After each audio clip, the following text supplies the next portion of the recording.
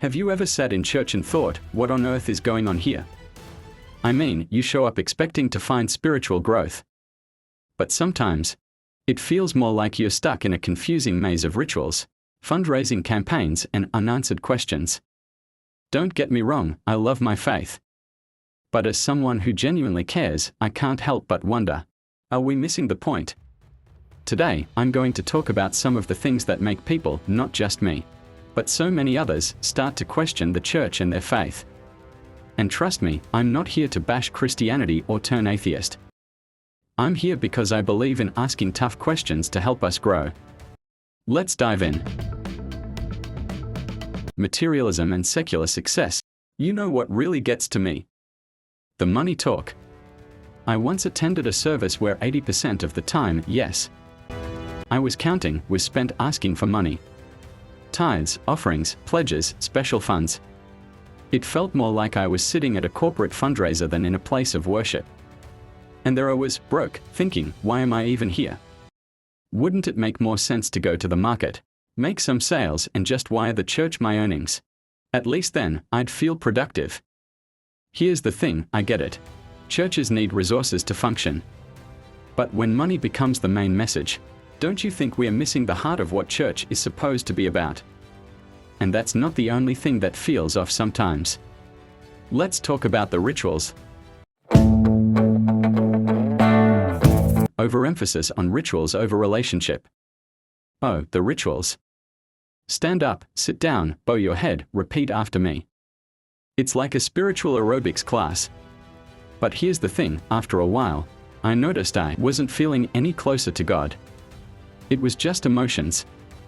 I started wondering, is this what a relationship with God is supposed to look like? Because if I'm honest, it felt more like checking boxes than building faith. What's the point of a ritual if it doesn't lead to connection? Isn't faith supposed to be alive, dynamic, and personal? And speaking of personal, sometimes it feels like we are losing the ability to make our own choices. You ever feel like some churches want to micromanage your life? I once heard someone say you shouldn't even wear a certain color because it was ungodly. And I'm sitting there thinking, do I need to run every decision by the church? Should I call the pastor before I pick my breakfast cereal? Look, faith is meant to guide us, not control us. If we are constantly being told what to think, where's the space for personal growth and understanding? God gave us free will for a reason, right? But then again, free will leads to questions, and prayer is one of the biggest ones. Disillusionment with prayer. Let's talk about prayer. I've prayed for small things, big things, impossible things. And sometimes, it felt like God hit the mute button on me. Have you ever prayed so hard for something, only to hear silence? It makes you wonder, is God even listening? And then, when you look at the world, the wars, the disasters, the suffering, you can't help but ask, if God is good and powerful, why doesn't He fix this? These questions don't mean I'm losing faith. They mean I care. But let's be honest, it's hard not to feel disillusioned sometimes. And when you're asking these tough questions, the internet doesn't make it any easier. Access to diverse worldviews. Oh, the internet. You ever fall into a rabbit hole of YouTube debates or Reddit threads? One day, I stumbled onto a debate between an atheist and a pastor. And let me tell you, it was like opening Pandora's box. Suddenly, I realized how many perspectives are out there. Buddhism, atheism, agnosticism, even random philosophies, and I'm like, wait. There's a whole world of ideas outside my bubble. It doesn't mean I'm abandoning my faith. It just means I'm asking, what if we are not the only ones who have it figured out? And speaking of figuring things out, sometimes church just feels out of touch. Perceived irrelevance of religion. You ever leave church and think, what did I even learn today? I've been there. Sometimes, it feels like sermons are stuck in the past, talking about ancient shepherds and rituals, when what we really need is help dealing with stress, relationships, or, I don't know, paying rent. The world is changing, and people need real answers for real problems.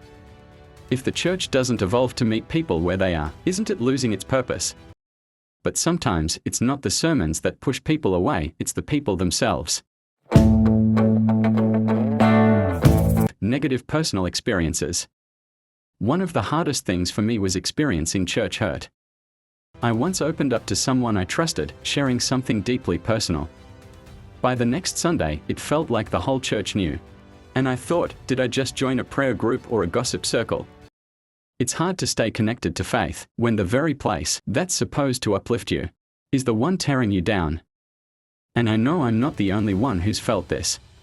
But stepping outside of that hurt, I've also learned something beautiful about the world.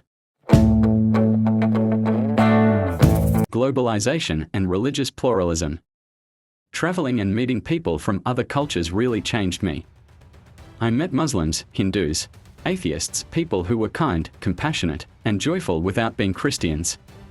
And I thought, wait, if they are good people without my faith, what does that mean? It's not about doubting my faith, it's about realizing that God's love might be bigger than we imagine. Maybe the church could learn a thing or two from the people we are so quick to judge. So, where does this leave us? Am I saying Christianity is wrong or that people should leave their faith?